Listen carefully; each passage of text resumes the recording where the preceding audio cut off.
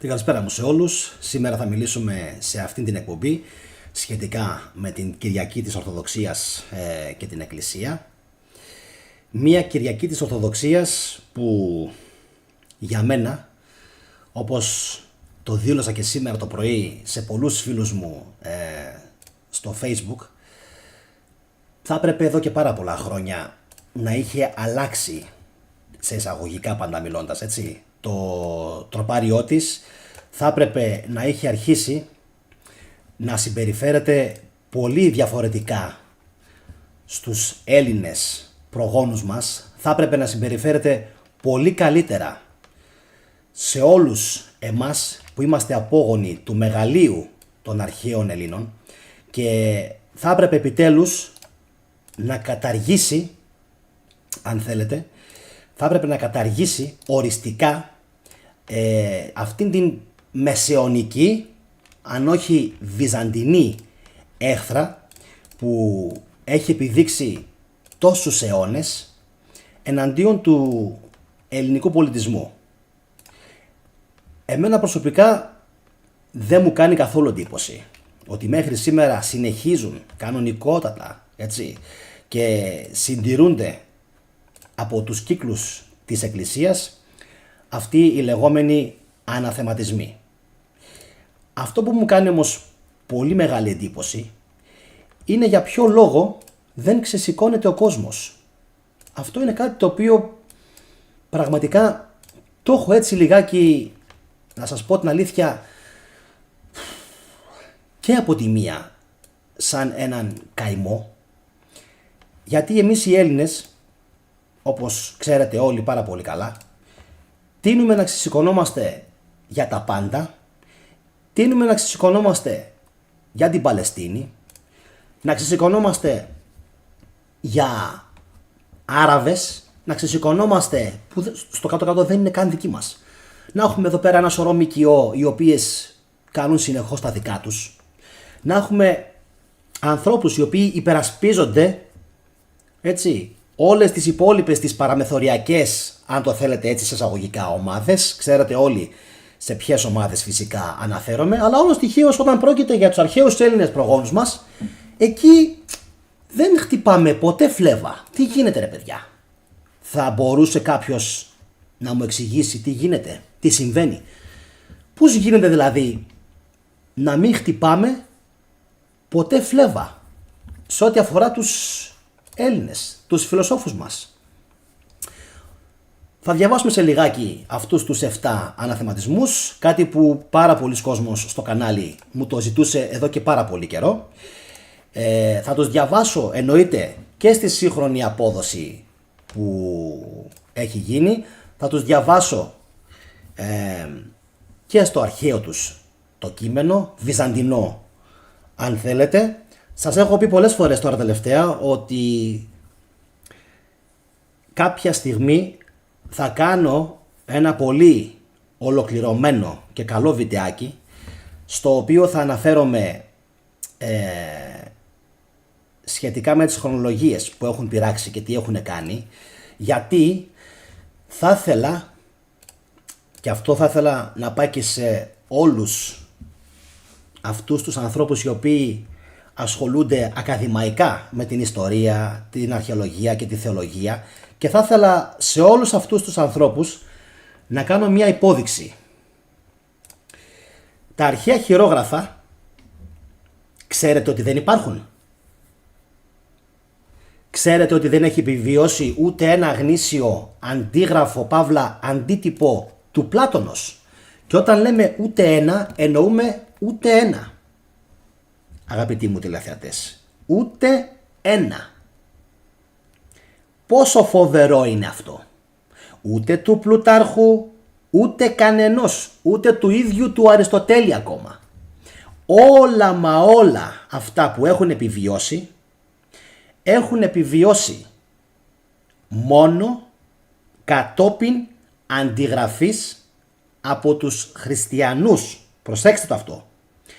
Όλα τα χειρόγραφα, ακόμα και αυτά των αρχαίων Ελλήνων, έχουν επιβιώσει από την πένα και την λογοκρισία της Εκκλησίας. Όλο αυτό πώς σας φαίνεται? Σας κάνει καθόλου εντύπωση? Σας κάνει εντύπωση? Σκέφτεστε ότι υπάρχει πολύ μεγάλο ενδεχόμενο, για μένα τουλάχιστον, έτσι, δεν ξέρω εσείς τι σκέφτεστε, υπάρχει πολύ μεγάλο ενδεχόμενο να έχουν παραχαράξει όλα αυτά τα κείμενα των αρχαίων Ελλήνων? Υπάρχουν πολλά σημεία και αυτό δεν μπορούμε δυστυχώς μέχρι στιγμής να το κρύψουμε. Δεν είμαστε τόσο χαζοί, ούτε είμαστε κοιμισμένοι. Έχουμε διαβάσει αρχαία ελληνική γραμματεία, δεν κοιμόμαστε όρθιοι. Λοιπόν, υπάρχουν πολλά σημεία και στον Πλάτωνα και αλλού, δεν χρειάζεται να τα αναφέρουμε τώρα πέρα με λεπτομέρεια, τα οποία δείχνουν τους αρχαίους Έλληνες ομοφυλόφιλους.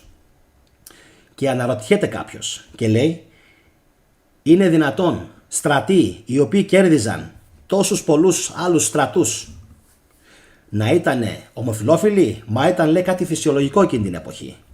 Εντάξει. Ας το πιστέψουμε λοιπόν έτσι όπως το λένε ότι ήταν. Δεν υπάρχει λοιπόν κανένα απολύτως ενδεχόμενο οι χριστιανοί καλόγεροι πάνω στη μανία τους, όταν αντέγραφαν και επαναντέγραφαν και ξαναντέγραφαν τους πλατωνικούς διαλόγους, να είχαν προσθέσει αυτοί οι ίδιοι όλα αυτά τα ψεύδι για τους προγόνους μας? Θα μου πεις γιατί να κάνουν κάτι τέτοιο? Γιατί να μην το κάνουν? Γιατί να μην το κάνουν? Πάρα πολύ απλά.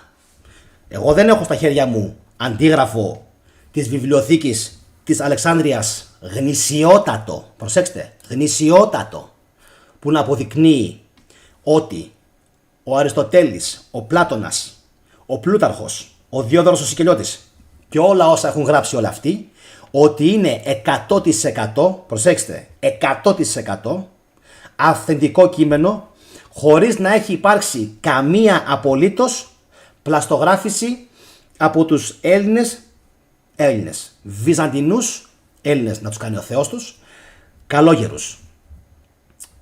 Τι σας λέει αυτό το πράγμα? Τι σας λέει αυτό το πράγμα? Όταν λοιπόν μπήκαν αυτοί οι άνθρωποι στον κόπο να κάνουν τόσο μεγάλη παραχάραξη σε όλα τα κείμενα, ακόμα και στο Τάκητου, ακόμα και στο Σουητόνιου, ακόμα και στον Κικέρονα, που είναι Ρωμαίοι, και κανένας δεν με πιστεύει όταν τους λέω ότι η Ρώμη ίδρυσε αυτήν τη θρησκεία.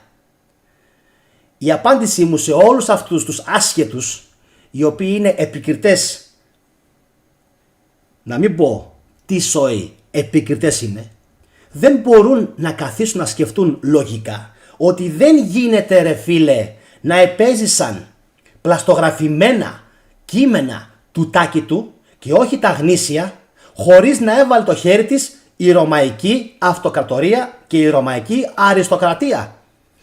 Θα προσπαθήσω, πριν μπω στους 7 αναθηματισμούς, να σας το κάνω αυτό όσο πιο λιανά γίνεται. Μείνετε μαζί μου, θα χρειαστώ μόλις 2 λεπτά από την προσοχή σας για να το κάνουμε όσο το δυνατόν πιο λιανά. Λοιπόν, έχουν φτάσει λοιπόν σε εμάς σήμερα τα κείμενα των Ρωμαίων ιστορικών. Τους παίρνει λοιπόν η συγκριτική μελέτη σήμερα και αποδεικνύει πως σε πολλά σημεία έχει πέσει πένα πλαστογράφου καλόγερου. Ωραία μέχρι εδώ. Ωραία μέχρι εδώ. Πάρα πολύ ωραία. Έχετε αντίρρηση? Καμία αντίρρηση. Προχωρούσαν λοιπόν από χέρι σε χέρι, ωραία, και έκαναν αντιγραφές. Η ερώτησή μου είναι πάρα πολύ απλή και πάρα πολύ λογική. Και όποιος την απαντήσει θα πάρει βραβείο ξυπνάδας. Ένα από τα κείμενα τα αρχικά του Τάκητου δεν μπόρεσε να επιβιώσει? Εδώ σας θέλω. Ένα, δεν θέλω παραπάνω. Ένα από τα κείμενα, τα αρχικά, τα γνήσια, πριν την πλαστογράφηση του Τάκητου, του Ιώσιππου, δεν μπόρεσε να επιβιώσει? Όχι. Γιατί λοιπόν δεν επιβίωσε τίποτα απολύτως? Πώς μπορεί να μην επιβίωσε ούτε ένα πρωτότυπο ρωμαϊκό ή αρχαίο ελληνικό έγγραφο?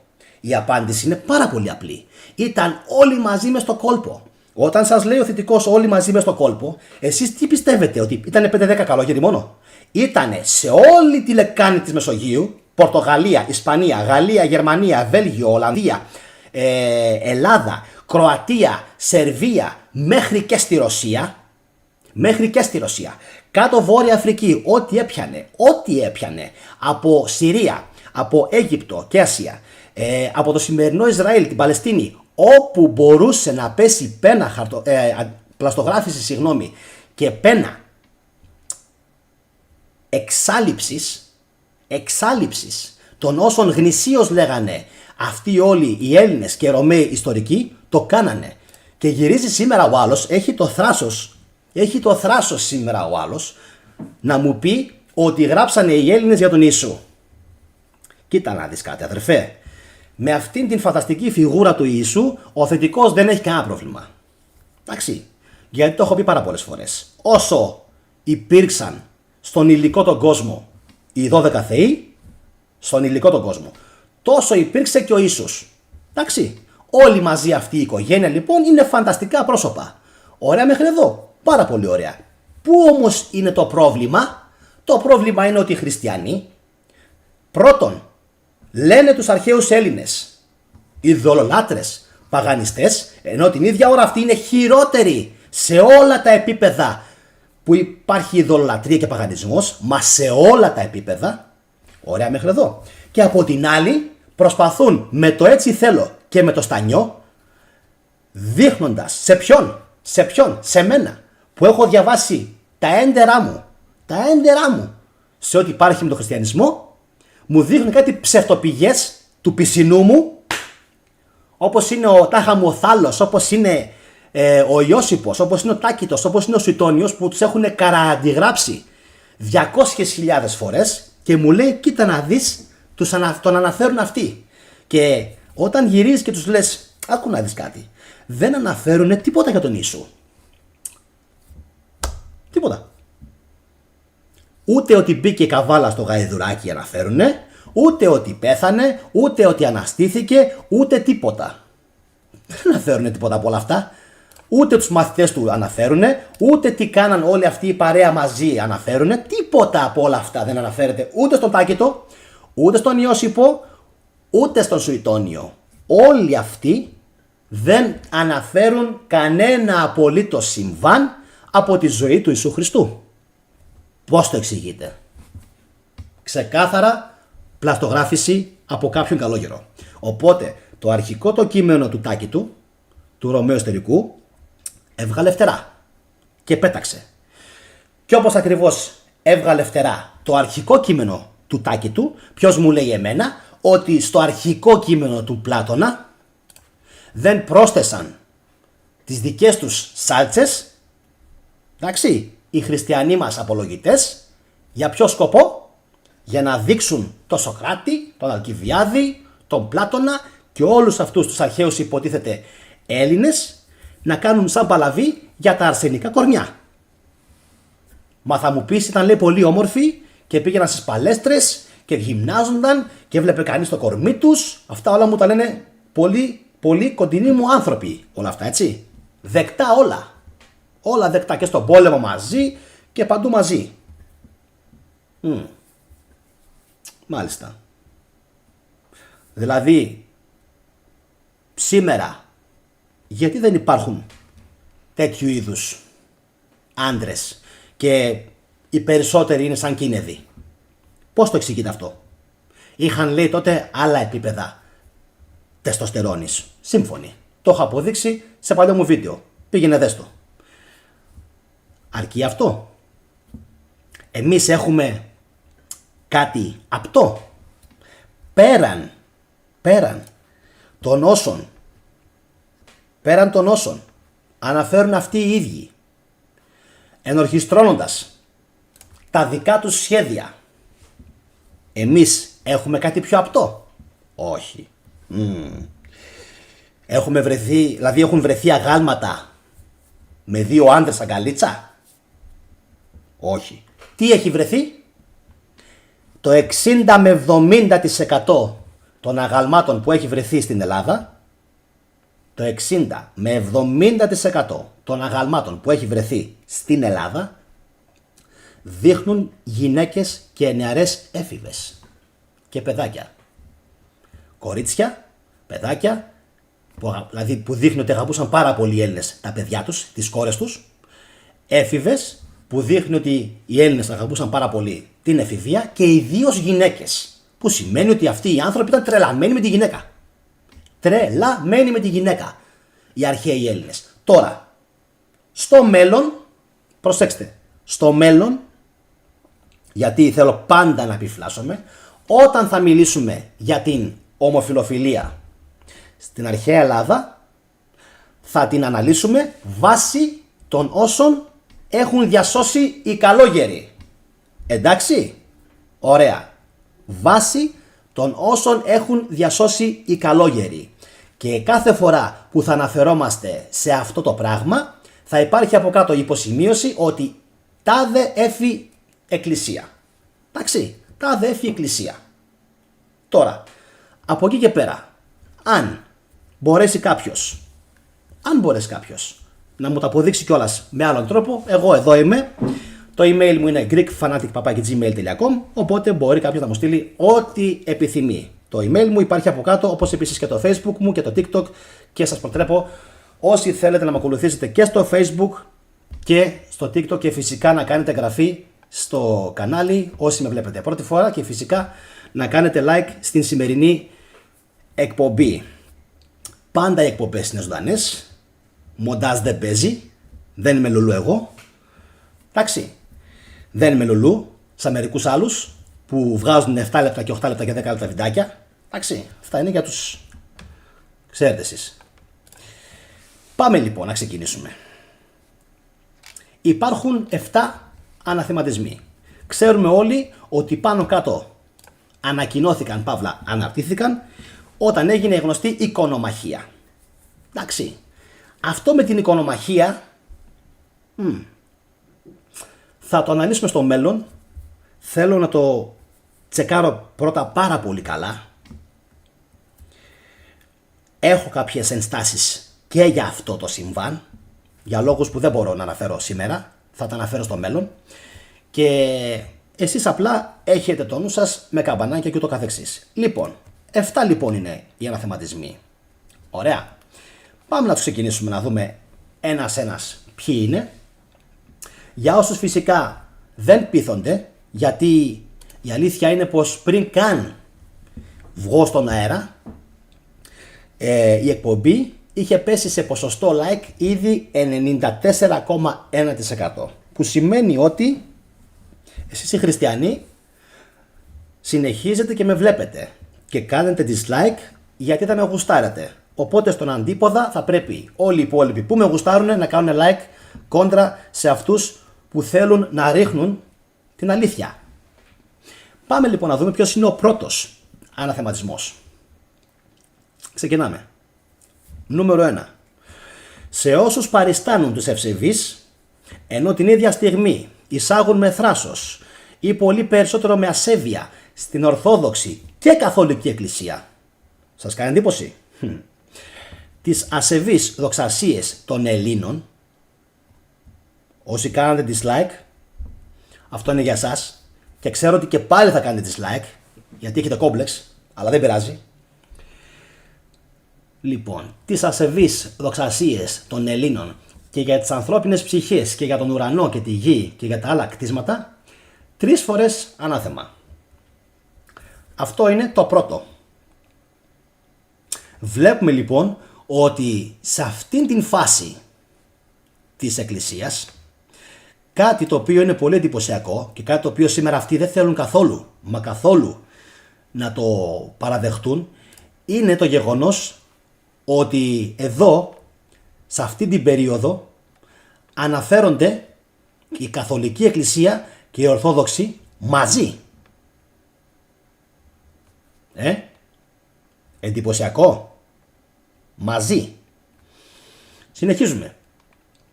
Αναθεματισμός νούμερο 2. Συγγνώμη παιδιά. Σας είχα υποσχεθεί ότι για το λόγο του αληθές, για να μην περνάμε για τσαρλατάνος, θα το διαβάζω και το αρχαίο το κείμενο. Της ευσεβής μεν επαγγελωμένης, τα των Ελλήνων δε δισεβή δόγματα, τη Ορθοδόξο και Καθολική Εκκλησία περί τεψυχών ανθρωπίνων και ουρανού και γης και των άλλων κτισμάτων ανεδός ή μάλλον ασεβώς επισάγουσιν ανάθεμα. Πάμε παρακάτω. Αναθεματισμός νούμερο 2. Σε όσους προτιμούν τη λεγόμενη ανόητη σοφία. Ανόητη σοφία, αλλά κατά τα άλλα μου τους έχετε σε τοιχογραφίες στον Άθο και στα Γιάννενα και αλλού. Εντάξει, αυτό είναι πρόβλημά σας. Λοιπόν, σε όσους προτιμούν την λεγόμενη ανόητη σοφία των εκτός χριστιανισμού Ελλήνων και ακολουθούν τους δασκάλους τους και δέχονται ότι υπάρχει μετεμψύχωση. Εσύ έχετε αποδείξει ότι δεν υπάρχει. Ή ότι οι ανθρώπινες ψυχές χάνονται, όπως έλεγε ο Επίκουρος, όπως τα άλογα ζώα και ξεπέφτουν στην ανυπαρξία και εξαιτίας αυτών των ιδεών τους αθετούν την Ανάσταση, λες και ο Ιησούς αναστήθηκε, την κρίση κατά τη Δευτέρα Παρουσία και την τελική ανταπόδοση σύμφωνα με όσα έπραξε στη ζωή του καθένας 3 φορές ανάθεμα. Πολύ ρομαντικό το βρίσκω αυτό, καθώς στη φάση αυτή οι άνθρωποι αυτοί καίγονται διακαώς να μας πούν ότι υπάρχει παράδεισος και κόλαση, καθώς τα βάζουν με τους Έλληνες που είτε πιστεύανε στη μετεμψύχωση είτε πιστεύανε στην επικούρια φιλοσοφία ότι δεν υπάρχει τίποτα μετά θάνατον και ότι τα πάντα στην ουσία εξαφανίζονται. Ωραία. Εγώ έχω ενστάσεις στον Επίκουρο ότι τα πάντα εξαφανίζονται, αλλά εντάξει, αυτό είναι για άλλες εκπομπές. Λοιπόν, και στη συνέχεια λέει ας πούμε για την Ανάσταση και την κρίση και την τελική ανταπόδοση. Αυτό με την τελική ανταπόδοση δεν το είχαν μόνο οι χριστιανοί. Δεν είναι δηλαδή κάτι το οποίο το είχαν αποκλειστικά μόνο αυτοί οι άνθρωποι και το λέγανε. Και οι αρχαίοι Έλληνες το πιστεύανε. Ωραία. Το πιστεύανε και οι αρχαίοι Έλληνες. Ότι υπήρχε κάποιο είδος δικαίωσης, αν θέλετε, για όλους αυτούς που ήταν ενάρατοι. Αυτό ήταν και ο λόγος που και ο Πυθαγόρας, αλλά και φυσικά ο Πλάτωνας, πίστευαν τόσο πολύ στην ηθική, όπως και οι αρχαίοι Έλληνες. Ο λόγος για τον οποίο πιστεύαν ότι πρέπει να είσαι ηθικός στη ζωή δεν ήταν απλά και μόνο επειδή σε συνέφερε έτσι ή επειδή φιλοσοφικά ήταν ό,τι καλύτερο μπορούσε να κάνεις σαν άνθρωπος. Όχι. Πήγαινε παραπέρα αυτό το πράγμα. Σαφέστατα ότι πιστεύανε υπάρχουν προεκτάσεις για τις ψυχές οι οποίες έχουν αδικήσει άλλους ανθρώπους και ότι ενδεχομένως θα σου έρθει το κάρμα και θα σε χτυπήσει. Δείτε λίγο πώς πάει το αρχαίο το κείμενο. Της την μωράν των έξωθεν, προσέξτε, της την μωράν, δηλαδή την ηλίθια. Μωρός είναι ο ηλίθιος, ο βλάκας. Της την μωράν των έξωθεν φιλοσόφων. Όταν λέει έξωθεν, δεν εννοεί, ας πούμε, είμαστε Μικρά Ασία και έξωθεν εννοεί τον χώρο της Ελλάδας. Έτσι όπως το διαβάζω εγώ το κείμενο, της την μωράν των έξωθεν φιλοσόφων λεγόμενη σοφίαν προτιμώσει, όταν λέει το κείμενο έξωθεν, αυτόματα εμένα μου έρχεται στο μυαλό ο έξω από εδώ.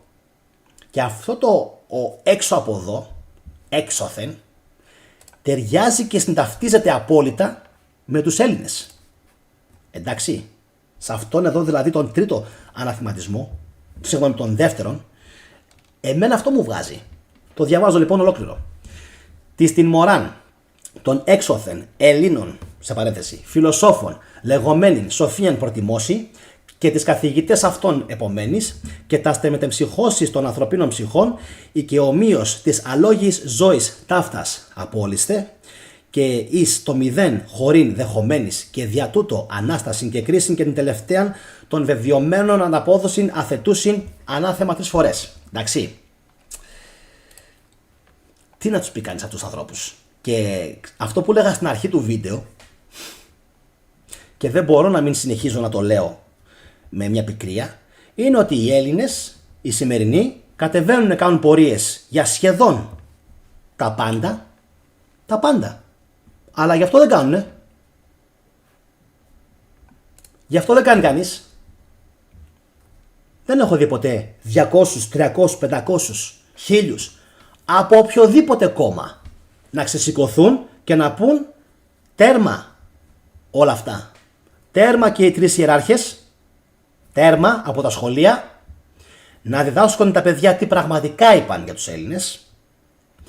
Τέρμα από τα σχολικά εγχειρίδια και η Κυριακή της Ορθοδοξίας, με ό,τι συνεπάγεται, ή σε αντίθετη περίπτωση να βγει η Εκκλησία να ζητήσει συγγνώμη για όλα αυτά τα οποία έγραφαν οι πρώτοι πατέρες και να πει εμείς σήμερα σαν Εκκλησία τα απορρίπτουμε, τα ανακαλούμε και δεν θα θέλαμε ποτέ ξανά αυτά να είναι ενταγμένα στο σώμα της Εκκλησίας. Θα ήμασταν εντάξει. Θα ήμασταν εντάξει. Είμαστε εντάξει. Όχι. Εξακολουθούμε να μην είμαστε καθόλου εντάξει. Καθόλου. Και ή θα μορφωθούμε και θα γίνουμε καλύτεροι ή θα παραμείνουμε στην ίδια ζωώδη κατάσταση. Αυτή είναι η άποψη που έχω για τους σημερινούς Έλληνες. Τουλάχιστον την πλειοψηφία. Να πω το 95%. Πάμε τώρα στο νούμερο 3. Σε όσους λένε ότι είναι καλύτεροι κατά πολύ οι σοφοί των Ελλήνων, με κεφαλαία και οι πρωτοστάτες στις αιρέσεις,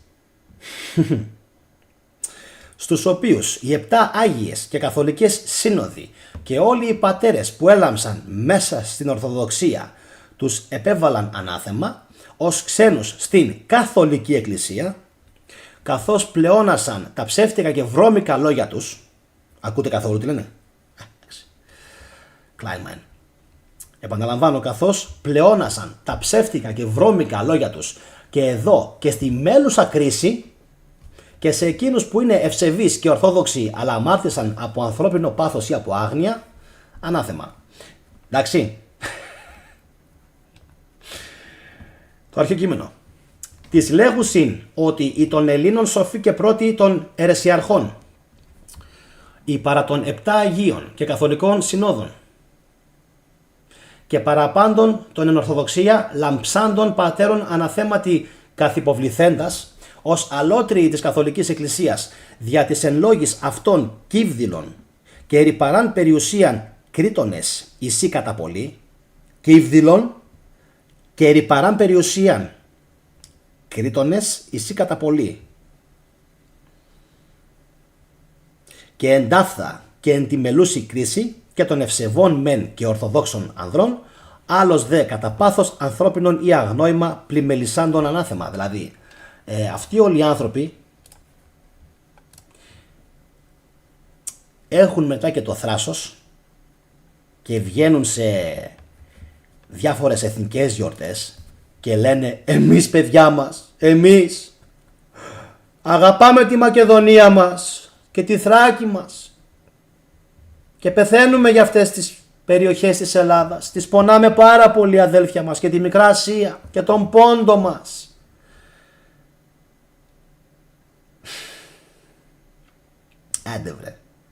Άντε βρε. Χάρη σε εσάς χαθήκαν όλα αυτά. Χάρη σε εσάς συρρυκνώθηκαν όλοι οι ελληνικοί πληθυσμοί. Άντε. Να πάρω πάλι στο κρανίο. 4. Σε όσους αποδέχονται τις διδασκαλίες των Ελλήνων, πάλι με τους Έλληνες, και δεν τις σπουδάζουν μόνο για μόρφωση, αλλά ακολουθούν και τις ιδέες τους, τις μάταιες και τις πιστεύουν ως αληθινές, και μάλιστα ως αν αυτές να περιέχουν τη βεβαιότητα και επιμένουν να παρασύρουν σε αυτές άλλοτε κρυφά και άλλοτε φανερά και να τις διδάσκουν χωρίς κανέναν ενδιασμό, ανάθεμα. Δηλαδή εδώ στον 4ο αναθεματισμό προκύπτει κάτι άκρος καταπληκτικό, το οποίο ξέρετε ποιο είναι? Ότι ακόμα και τότε που είχαν κυριαρχήσει, για να έκαναν αυτό το ανάθεμα σημαίνει μόνο ένα πράγμα, ότι και τότε όπως και σήμερα υπήρχαν θετικές ντοπαμίνες οι οποίες τους πυροβολούσαν, και φαίνεται αυτό ξεκάθαρα από το γεγονός ότι αναφέρεται, προσέξτε λίγο, και επιμένουν να παρασύρουν σε αυτές άλλοτε κρυφά και άλλοτε φανερά και να τις διδάσκουν χωρίς κανέναν ενδιασμό. Ουσιαστικά αυτό σημαίνει τι? Ότι δεν είχε σταματήσει ποτέ, μα ποτέ, η διδασκαλία από τους Έλληνες. Αυτό σημαίνει ότι δεν σταμάτησε ποτέ και η αντίσταση. Δηλαδή, είναι τρομερό αυτό το πράγμα, ότι πρέπει να υπάρχει στην Ελλάδα αντίσταση. Λες και έχουμε κατοχή και μας έχει καταλάβει ένας εχθρός και πρέπει μονίμως οι Έλληνες να ενώνονται και να τα βάζουν με έναν εχθρό. Αυτό θέλει δηλαδή η Εκκλησία. Είναι τρομερό δηλαδή το ότι γράφει και βλέπει τους Έλληνες ως αντιπάλους της. Για ποιο λόγο? Γιατί ο Έλληνας θα έρθει και θα σου πει, όπως και ο Επίκουρος, όπως και όλοι οι υπόλοιποι φιλόσοφοι, ζήσε. Ζήσε καλά, με σύνεση, με εγκράτεια, αλλά ζήσε. Ζήσε. Μην παρατήσεις τη ζωή σου και μην δώσεις τη ζωή σου στα χέρια ενός άλλου ανθρώπου. Τη ζωή σου και το σώμα σου θα πρέπει να την κουμαντάρεις αποκλειστικά εσύ και μόνο εσύ και να μην δίνεις λογαριασμό σε κανέναν. Ωραία. Αυτό πιστεύω εγώ. Πάμε παρακάτω. Πέμπτο. Σε όσους... Να διαβάσω και το αρχαίο κείμενο. Okay. Τις τα ελληνικά διεξιούσι μαθήματα και μη διαπαίδευση μόνον ταύτα παιδευομένης, που σημαίνει ότι ακόμα υπήρχε ακόμα εκπαίδευση. Υπήρχε. Την λάβαινε κόσμος ακόμα. Έστω και κρυφά. Αλλά και τες δόξες αυτών τες ματέες επομένης και ως αληθέσει πιστεύουσι και ούτως αυτές ως το βέβαιον εχούσες εγκυμένης, ώστε έτερους ποτέ μεν λάθρα, ποτέ δε φανερός ενάγειν αυτές και διδάσκειν ανενδιάστος ανάθεμα. Πάμε στο 5. Σε όσους με δική τους πρωτοβουλία μαζί με τα άλλα μυθικά πλάσματα διαστρεβλώνουν τα της δημιουργίας του ανθρώπου και δέχονται ως αληθινές τις πλατωνικές ιδέες. Δείτε τώρα εδώ. Ένας αναθεματισμός αποκλειστικά αφιερωμένος στον Πλάτωνα. Προσέξτε. Έχει διπολική διαταραχή η Εκκλησία? Ερώτηση. Έχει διπολική διαταραχή η Εκκλησία? Θετικέ, για ποιο λόγο κάνεις αυτή την ερώτηση? Πώς γίνεται από τη μία να μου τον έχετε σε διάφορες μονές ζωγραφισμένο και από την άλλη να υπάρχει ένας αναθεματισμός ο οποίος στρέφεται ξεκάθαρα και 100% στο πρόσωπο ενός φιλοσόφου? Τόσο πολύ δηλαδή τους τσούζει η λεγόμενη πλατωνική ιδέα που πρέπει να το βάλουνε στο 5ο ανάθεμα? Λοιπόν, και συνεχίζω. Δέχονται λοιπόν ως αληθινές τις πλατωνικές ιδέες και ισχυρίζονται ότι οι ίδιοι από μόνοι τους διαμορφώνουν άποψη και προφανώς αμφισβητούν την απόλυτη εξουσία του δημιουργού, ο οποίος από την ανυπαρξία έφερε στην ύπαρξη τα πάντα και ως ποιητής έθεσε σε όλα και αρχή και τέλος με τη δύναμη του εξουσιαστή και δεσπότη, ανάθεμα. Κάντε like. Oh my God. Es muy difícil. Πολύ δύσκολο. Es muy difícil. Πάρα πολύ δύσκολο να κρατήσω τον εαυτό μου. Πάρα πολύ δύσκολο να συγκρατήσω τα νεύρα μου με αυτό που διαβάσα μόλις τώρα. Λοιπόν, δείτε λίγο τι κάνουν. Πρώτον τα βάζουν ξεκάθαρα με τον Πλάτωνα. Αφού λοιπόν τα βάζουν ξεκάθαρα γύρω στο 800 κάτι με τον Πλάτωνα, τι σημαίνει άρα γι' αυτό? Ότι τότε ο Πλάτωνας, για να υπήρξαν αυτές οι αντιδράσεις από την Εκκλησία, ήταν ακόμα ανθυρός. Ήταν ακόμα ανθυρός ο Πλάτωνας. Τι σημαίνει αυτό? Τον διάβαζαν, τον άκουγαν, τον μελετούσαν πάρα πολύ συστηματικά. Διαφορετικά δεν υπήρχε περίπτωση ούτε μία στο δισεκατομμύριο να τον συμπεριλάβουν στον πέμπτο αναθεματισμό. Δείτε λίγο τι λέει πιο κάτω ο πονηρός συντάκτης. Ισχυρίζονται ότι οι ίδιοι από μόνοι τους διαμορφώνουν άποψη. Σου λέει δεν θα δημιουργήσεις βλακίδι από μόνο σου άποψη για κάτι. Δεν έχεις το δικαίωμα να έχεις άποψη για κάτι. Το καταλαβαίνετε αυτό? Εγώ θα γινόμουν άθρησκος την επόμενη μέρα κιόλας που το διάβαζα αυτό.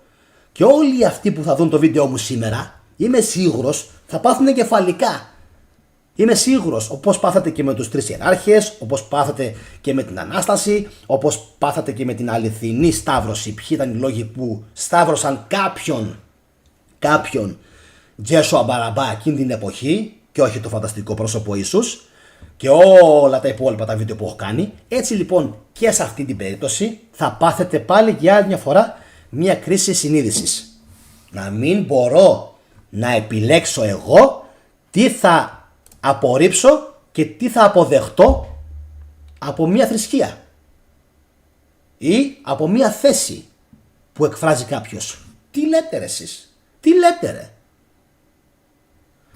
Ισχυρίζονται λοιπόν ότι διαμορφώνουν άποψη μόνοι τους και προφανώς αμφισβητούν, προσέξτε αυτό, την απόλυτη εξουσία του δημιουργού. Σου λέει ποιος είσαι εσύ που θα αμφισβητήσεις όλα όσα σου έχει πετάξει η Εκκλησία για να πιστεύεις, και σου λέει ποιος είσαι εσύ που θα σηκώσεις ανάστημα και θα πεις ότι όλα αυτά που σου λέει η Εκκλησία είναι απορριπταία. Ποιος είσαι εσύ? Εμείς που καθίσαμε κάτω και συγγράψαμε όλα αυτά τα πράγματα είμαστε θεάνθρωποι, βλέπεις. Δεν πηγαίνετε τουαλέτα, δεν ντύνεστε, δεν φοράτε εσώρουχα, δεν φοράτε φανελάκια, δεν έχετε τρίχες, δεν υδρώνετε, δεν τρώτε, δεν πίνετε, δεν είστε άνθρωποι, είστε θεοί. Όλοι εσείς. Που όποιος θέλει τώρα να έρθει να μου μιλήσει για τους παπάδες, ας έρθει. Να του τα πω κι αλλιώς. Από κοντά. Από κοντά. Δεν χρειάζεται από το εδώ, δημόσια, από κοντά. Όποιος θέλει να μάθει και ωραίες πικάντικες λεπτομέρειες. Είμαστε εντάξει? Λοιπόν, όλοι αυτοί είναι σαν και εμάς. Όλοι αυτοί ενώθηκαν, έγιναν ένα μεγάλο μάτσο από πολλούς και σήμερα σου λένε δεν έχεις το δικαίωμα να πιστέψεις σε κάτι άλλο. Αν όλα αυτά, δεν μπορώ τώρα να πω τη λέξη γιατί είμαι δημόσια, όλα αυτά σας θυμίζουν λίγο την δράση στην Αμερική του 1910, 15, 20, εκεί κάποιων Ιταλών που κάναν διάφορα. Δεν μπορώ να πω τη λέξη. Βλέπετε, δημόσια. Σας θυμίζει λίγο έτσι? Μαζεύτηκανε πολλά άτομα και κάνουν κουμάντο αυτοί και δεν μπορείς να μιλήσεις και δεν μπορείς να ξεφύγεις, δεν μπορείς να πεις τη γνώμη σου. Με πιάνετε τι λέω? Πιστεύω με πιάνετε πάρα πολύ καλά Αμερική. Πάρα πολύ καλά. Τι εννοώ? Ποιοι είναι αυτοί? Εντάξει. Ωραία. Πάμε στο νούμερο 6. Να διαβάσουμε και το αρχαίο κείμενο. Τις μετά των άλλων μυθικών πλασμάτων. Τους ενοχλούν και αυτά. Τους θεούς εντωμεταξύ τους λένε μυθικά πλάσματα. Δεν μου ξεφεύγει τίποτα. Μυθικά πλάσματα που λέει εδώ πέρα τώρα αναφέρεται στο 12 μυθικό πλάσμα μεγαλύτερο από τον Ιησού Χριστό, και το υπογράφω σήμερα ξανά για 1000η φορά, δεν υπάρχει. Είναι το πιο μυθικό πλάσμα. Άμα βάλουμε κάτω αρχαίους θεούς 12 και τον Ιησού Χριστό, πιο μυθικό πλάσμα από τον Ιησού δεν υπάρχει. Και ξέρετε αγαπητοί μου φίλοι για ποιο λόγο το λέω αυτό? Γιατί ο Ιησούς είναι αντιγραφή και του Διόνυσου και του Απόλλωνα και του Ερμή και του Δία. Ολονών όλες τις ιδιότητες που είχαν αποδοθεί σε αυτούς τους θεούς τις δώσανε σε έναν. Γι' αυτόν τον λόγο ψοφάει τόσο πολύ η Καθολική Εκκλησία. Σου λέει εμείς τι κάναμε, ήμασταν πάρα πολύ ξύπνοι. Πήραμε όλες σας τις δοξασίες, Μεσοποταμία, Αίγυπτος, Ελλάδα και τις κάναμε μία. Τα βάλαμε όλα σε έναν. Τρομερή ευφυΐα.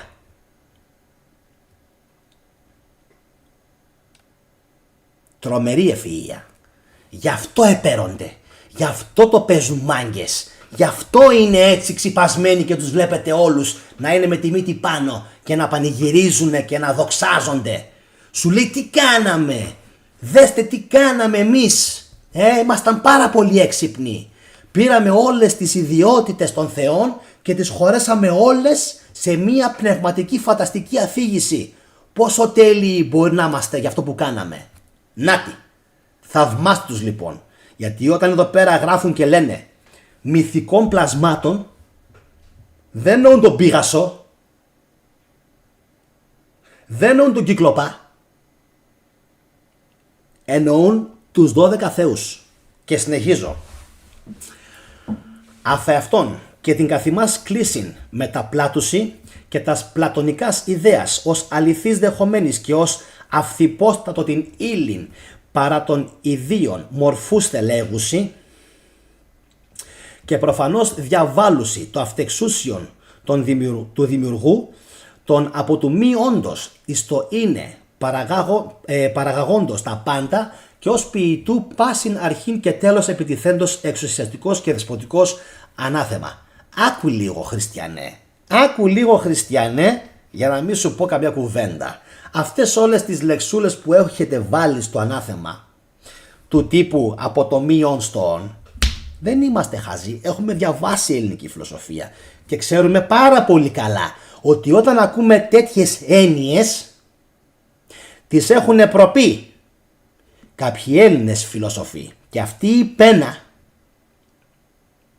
του καλόγερου που γράφει αυτό τον συγκεκριμένο αναθεματισμό από το μείον στο ον, ο δημιουργός και όλα αυτά τα παραμύθια που γράφει, αυτό είναι ελληνική φιλοσοφία κατακλεμμένη και παραχαραγμένη και εμποτισμένη με χριστιανικό πνεύμα. Εντάξει, για να μην επέρονται κάθε φορά λοιπόν οι χριστιανοί και λένε ότι εμείς έχουμε και θεολογία. Η θεολογία σας είναι του Πλάτωνα. Εντάξει, του Πλάτωνα. Πάμε στο νούμερο 6. Σε όσους δέχονται και διαδίδουν, πάλι το ίδιο, τις μάταιες αντιλήψεις των Ελλήνων και ότι οι ψυχές προϋπήρχαν, Ορφέας, και ότι δεν προήλθαν ούτε προέκυψαν από την ανυπαρξία τα πάντα και ότι ήρθε το τέλος της κολάσεως από τη στιγμή που δημιουργήθηκε και εκτίσει και το ανθρώπινο είδος και διαδίδουν με τέτοια λόγια ότι η βασιλεία των ουρανών έχει τελείως καταργηθεί και κλείψει, την οποία και ο ίδιος ο Χριστός και ο Θεός μας δίδαξε ως αιώνια και ακατάλητη, παρέδωσε και εμείς από την Παλαιά και Καινή Διαθήκη. Τι γίνεται εδώ? Συγκερασμός Παλαιάς και Καινής. Τι συμβαίνει? Παραλάβαμε ότι και η κόλαση είναι ατελείωτη, δηλαδή like it's never ending, δεν τελειώνει ποτέ. You will always burn in hell, like always. Και η βασιλεία πάντοτινή, καταστρέφουν με τέτοια λόγια και τους εαυτούς τους και προξενούν σε άλλους αιώνια καταδίκη, ανάθεμα. Δηλαδή όλη σου τη ζωή άπαξ και δεν καταφέρουμε εμείς να σε πείσουμε ότι ο Ιησούς Χριστός είναι η μοναδική οδός και ότι όλα είναι εκεί, θα καίγεσαι αιωνίως στην κόλαση. Και ότι όλες οι υπόλοιπες αντιλήψεις των αρχαίων Ελλήνων περί μετενσάρκωσης, μετεμψύχωσης και όλα αυτά, έλα μωρέ τώρα, κάδος. Λοιπόν, αρχαίο κείμενο. Της δεχομένης και παραδίδωση τα μάταια και ελληνικά ρήματα, ότι τε προύπαρξης εστί των ψυχών και ουκ εκ των μη όντως τα πάντα εγένετο και παρήχθησαν ότι τέλος εστί της κολάσεως η αποκατάστασης αύθης της κτήσεως και των ανθρωπίνων πραγμάτων και δια των τιού των λόγων την βασιλεία των ουρανών λιωμένην πάντως και παράγουσαν εισάγουσιν ειν αιωνίαν και κατάλυτον αυτός τε ο Χριστός και Θεός ημών εδίδαξε, καβάλα πάνω στο γαϊδουράκι του, για να βγει προφητεία και παρέδοτο και διαπάσεις της παλαιάς και νέας γραφής ημείς, όχι διαθήκης, λέει γραφής, ημείς παρελάβομεν ότι και η κόλασης ατελεύτητος και η βασιλεία αίδιος διαδέ των τιού των λόγων εαυτούστε απολύουση και εταίρης αιωνίας καταδίκης προξενής γινωμένης ανάθεμα. Θα ήθελα πάρα πολύ όταν θα έχει ολοκληρωθεί η σημερινή εκπομπή, όπως και στο βίντεο που έχω κάνει για τους ιεράρχες, να δω πάλι τα τρόλ που γράφουν αυτά τα, ξέρεις, τα κλασικά. Βρίζουν, κάνουν, ράνουν, ξέρω εγώ τι.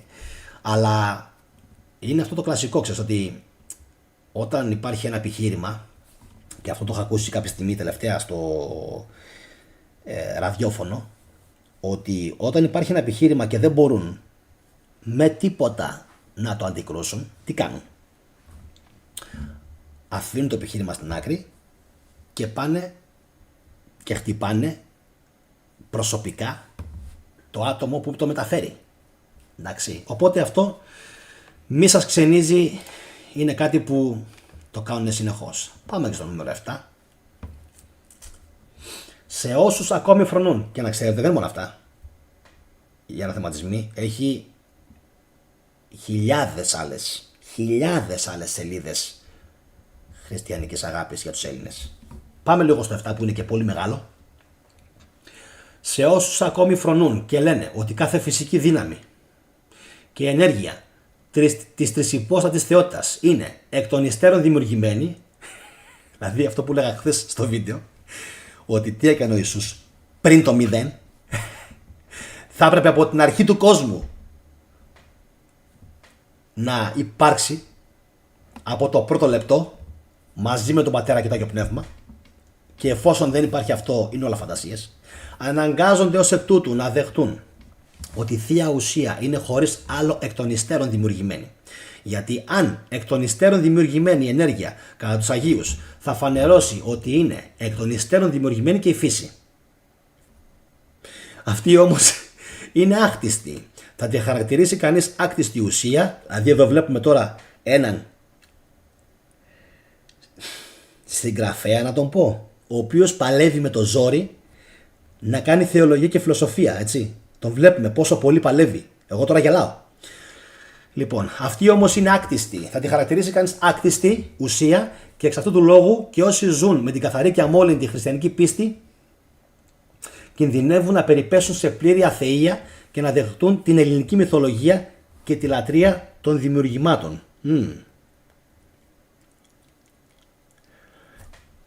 Ελάτε λίγο να σας πω κάτι πριν το τέλειος αυτό, γιατί βάζω πάλι μια τελεία. Ελάτε λίγο πιο κοντά, ελάτε.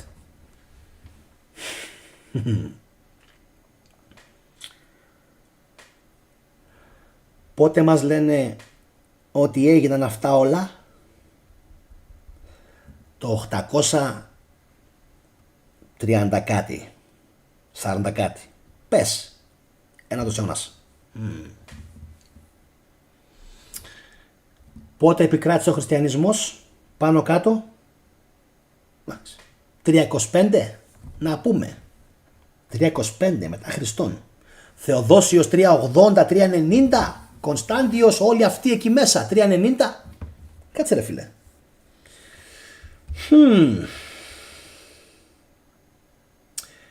Να το αποκαλύψω σήμερα ή να το αφήσω για άλλη εκπομπή?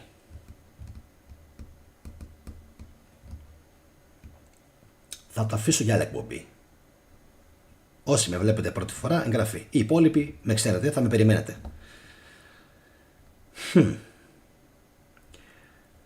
390 ο Θεοδόσιος κάνει ό,τι κάνει.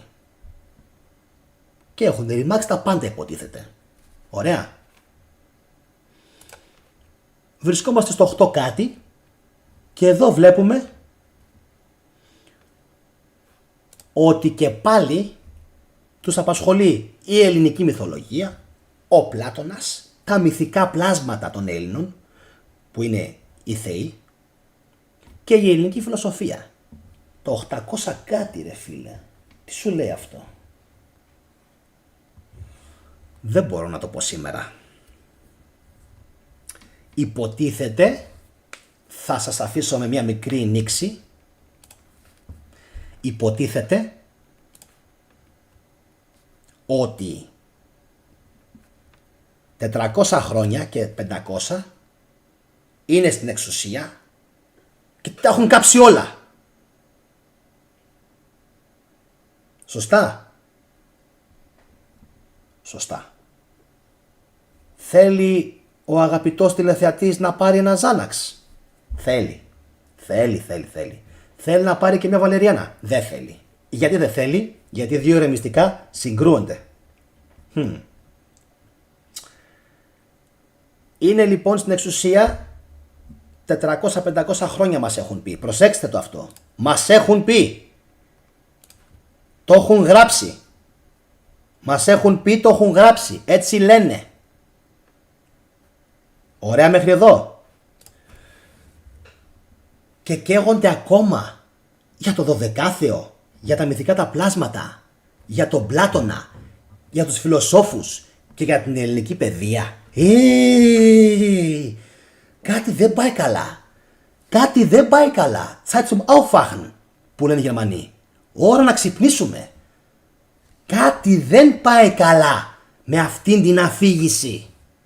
Δεν μπορεί 400 χρόνια, αφού υποτίθεται είχαν ρημάξει και καταστρέψει τα πάντα και είχαν επικρατήσει, να συνεχίζουν ακόμα να ασχολούνται με τους Έλληνες. Λοιπόν, θα σας πω μια μικρή αλήθεια, γιατί δεν θέλω να τα πω σήμερα όλα. Όπως είπα και πριν, κάντε like και εγγραφή όσοι θέλετε να πω κι άλλα στο μέλλον. Εδώ είμαστε, δεν φεύγουμε, μια χαρά τα λέμε. Λοιπόν, σας κάνει εντύπωση όλο αυτό? Ωραία. Άρα, για σήμερα το μόνο που θα ήθελα να σας πω και να αποκαλύψω είναι ότι όλα όσα ισχυρίζονται και λένε ότι είχαν γίνει εκείνη την περίοδο και ότι είχαν καθαρίσει με τους Έλληνες, το έχω πει και στο βίντεο με την Ταρτάρια, δες το με την Ταρτάρια. Όλα είναι εκεί. Όλα είναι εκεί. Εντάξει. Ένα αυτό το ψέμα που λένε τώρα και ένα δεν λέμε σήμερα τίποτα άλλο. Όλα τα υπόλοιπα θα τα πούμε στο μέλλον. Και συνεχίζουμε. Σε όσους άρα δεν ομολογούν, τι να ομολογήσω ρε φίλε, έκανα έγκλημα? Σύμφωνα με τις θεόπνευστες θεολογικές ερμηνείες, τώρα αυτό που διαβάζω το γράφει πιο κάτω. Σε όσους άρα δεν ομολογούν. Λες και έχουμε κάνει έγκλημα και πρέπει να το παραδεχτούμε. Σύμφωνα με τις θεόπνευστες θεολογικές ερμηνείες των Αγίων και το ευσεβές φρόνημα της Εκκλησίας, ότι είναι άκτιστη κάθε φυσική δύναμη και ενέργεια της τρισυπόστατης θεότητας, ανάθεμα. Εντάξει είμαστε. Έτη, αρχαίο κείμενο. Της φρονούσι.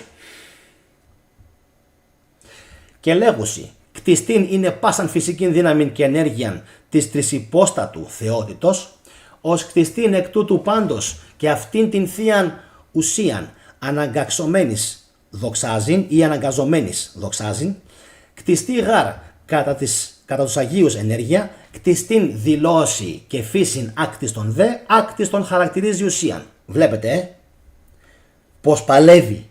Παλεύει να πει ότι σώνει και καλά η δημιουργία είναι άκτιστη. Παλεύει να το πει, να φιλοσοφήσει. Δεν μπορεί όμως. Εμένα τουλάχιστον δεν με πείθει. Καντεύθεν ήδη κινδυνεύουση εις θείαν παντελή περιπίπτην και την ελληνική μυθολογία και την των κτισμάτων λατρείαν, τη καθαρά και αμόμο των χριστιανών πίστη προστριβωμένης, μη ομολογούσι δε κατά τας Αγίας θεοπνεύστους θεολογίας, και το της Εκκλησίας ευσεβές φρόνημα άκτιστον είναι πάσαν φυσικήν δύναμην και ενέργειαν της τρισυποστάτου θεότητος, ανάθεμα. Να πιω λίγο νερό.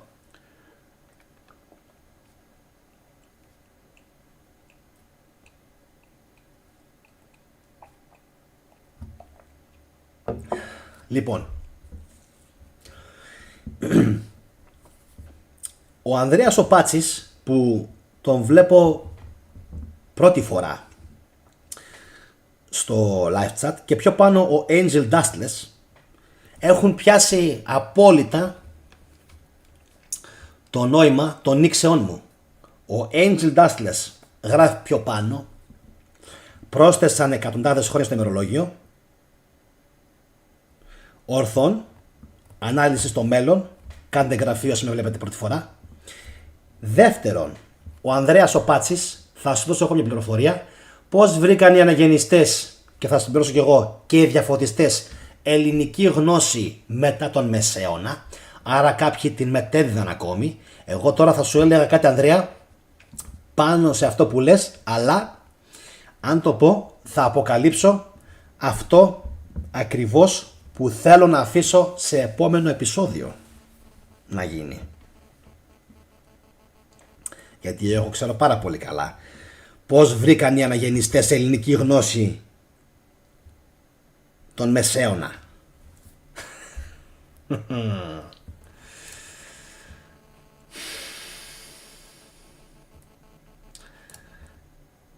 Η ελληνική γλώσσα δεν ψεύδεται ποτέ.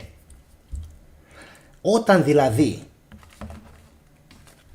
λέει η ελληνική γλώσσα σου πούλησαν παπά, μόνο από εκεί να καταλάβεις ότι οι Έλληνες είχαν ανέκαθεν κόντρα με την Εκκλησία. Το δεύτερο που το αποδεικνύει αυτό, είναι ότι κανένας άλλος λαός πάνω στον πλανήτη, κανένας, δεν βρίζει τα θεία. Είχε αφιερώσει ο Δαυλός, το περιοδικό που τώρα πλέον δεν βγάζει πλέον αντίτυπα, είχε αφιερώσει ένα απίστευτο άρθρο. Ίσως μπορέσω κάποια στιγμή και το βρω. Στο γιατί οι Έλληνες βρίζουν τόσο πολύ αυτό που λέμε σήμερα τα θεία και τους βγαίνει από μέσα τους Έλληνες. Τόσο πολύ. Για ποιο λόγο τόσο πολύ? Τόσο πολύ. Δηλαδή με το που γίνει κάτι, κατευθείαν. Αυτό, εκείνο. Μπαμ, μπαμ, μπαμ, μπαμ. Το DNA δεν ξεχνάει. Το μυαλό που είναι κλούβιο και πλέον ακατοίκητο στην Ελλάδα, ξεχνάει. Το DNA όμως δεν ξεχνάει. Όπως δεν ξεχνάει και ο προφορικός ο λόγος. Όπως δεν ξεχνάει και ο λαός. Ο λαός δεν είναι βλάκας. Ο λαός ξέρει και θυμάται πάρα πολύ καλά. Το θέμα ποιο είναι? Ότι η εξουσία είναι αυτή που του το επιβάλλει πάντοτε. Και εγώ θα το λέω συνεχώς. Μέχρι κάποια ημέρα να αρχίσουν οι Έλληνες να ξυπνάμε. Η Γαία Δήμητρα γράφει, γιατί κατά βάθος ξέρουμε ότι δεν είναι δικά μας. Εννοείται το ξέρουνε. Όταν λένε τον αυτόν σου, την αυτήν σου, έτσι, και βρίζουν, δεν είναι χαζοί οι Έλληνες. Ξέρουν πάρα πολύ καλά για ποιο λόγο το κάνουν. Και για να ολοκληρώσω αυτό που έλεγα πιο πριν, κάποιος μου γράφει ότι βρίζουν και στην Ιταλία. Είναι λογικό αυτό. Λογικό. Γιατί και εκεί υπήρχαν πάρα πολλοί ελληνικοί πληθυσμοί και πάρα πολλοί ελληνόφρονες και μορφωμένοι άνθρωποι, οι οποίοι είχαν πάρει την δικιά μας την ημέτερη παιδεία. Είναι λογικό οι Ιταλοί να τους βρίζουν. Είμαστε ίσως οι μόνες περιπτώσεις πάνω στον πλανήτη. Ούτε Ισπανοί, δεν ξέρω. Ούτε Λατίνοι, ούτε Γερμανοί.